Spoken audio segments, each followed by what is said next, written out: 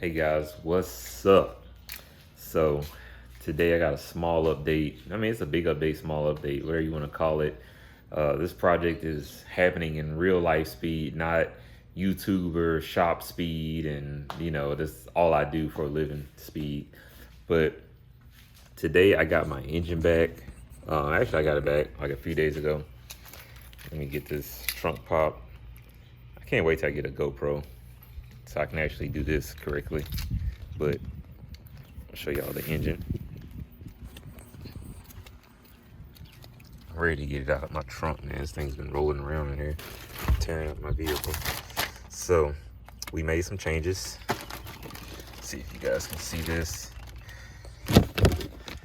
These are custom rods. These are Eagle rods. They are forged rods.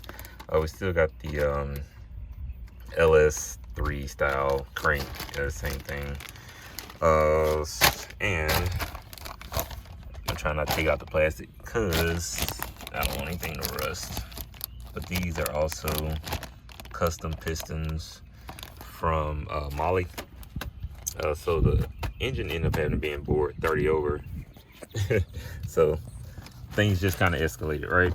So they called me. They're like, all right, Mr. June, your engine has to be bored over. And I was like, all right, cool. Wasn't the news I wanted to hear. On one hand, it made me kind of glad I took it to a machine shop instead of dropping it in the engine. I mean, in the car. But at the same time, I'm like, man, it was running just fine. But it is what it is. So I'm saying, like, all right, can y'all upgrade my piston while y'all at it? Since since when you bore an engine, you gotta go to a larger piston anyway. You can't use the stock piston anymore. And they were like, yeah, sure.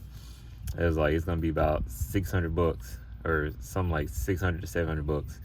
And I was like, thinking to myself, I'm like, man, that's not really bad. I'm like, I can stomach that. I would like to say I got a forged piston, and it's a 2618, so it's not like I forgot what the different material is, but 2618, they don't expand as much, so that sometimes they have less piston rattle when you first start them up because they don't have to expand so much. And I was like, cool, I'm happy with that. Calculated that up to my cost, and I was like, all right, fine. So I think it was like 2 weeks later, or yeah, about 2 weeks later, they called me again, and it was like, yeah, we forgot that the piston, the pin diameter is different on the piston that they ordered, which is the aftermarket piston, which I feel like it's something they should have known. And they're like, so in order to make that work, we have to go with a aftermarket rod. And I'm like, dang, I'm like, a rod too? And even that I wasn't like totally bummed about. I was like, okay, a forged rod, that sounds kind of good. There's like, yeah, it's gonna be about an extra 600 bucks again. I'm like, in my mind, I'm like, all right, that's cool. So I went ahead and let them do that. But the only problem that we still got the stock crank, which is kind of the weakest link. Now, don't get me wrong, people don't break cranks as often, but it is still kind of like the weakest link in my motor right now. So, I kind of on the fence about things. Like, kind of wish I went with a forged crank, but you know, for the overall price, it wasn't horrible. I think labor and everything on the entire bill is like less than $1,000. So them cleaning it or whatever and putting it all together, yeah, it really wasn't that much. Like the parts really was what cost me the most. And unfortunately, this is just a short block. I wish it was at least a long block where could have had the heads fully worked and everything. And guess what? On top of that, the aftermarket pistons are a lower compression piston. So that means that I can run some boost. I mean, I would have been able to run boost anyway, but they are a lower compression ratio.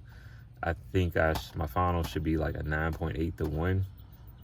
So that's pretty low compared to 10.5, which is what my truck engine originally came with. And a Camaro SS with the LS3 in it runs 10.7 to 1. So I'm almost a little less than a full point underneath that. which based on, you know, research, it's only supposed to be like a 3 to 4% drop in power, but 3 to 4%, you know, regardless of it being a big V8 or small V6, you know, you want as much power as you can get out of it. So that has now led me down the road of, am I going to boost the engine, and trying to get those details worked out, whether or not I'm gonna do it now or do it later. You know, it's definitely adding up. Things are adding up really fast, and I don't want it to get too out of control, but at a certain dollar amount, at least for me, at a certain dollar amount, you know, I kind of want to have pretty much all the horsepower I can get versus it being a budget build. And like I said, first I was in the teens, like the whole, like, I mean, the price of the car, motor, transmission, everything was like in the teens.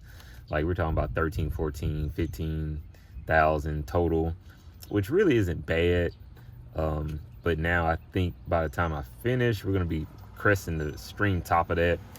I think I can get it still done under 20, but me just getting every single thing that I want, such as like the wheels, maybe a custom drive shaft, and getting the rear end beefed up and everything, which you can expect, you know, you can pretty much expect that to add up really fast and cost a lot more money. So I'm pretty much doing everything at once.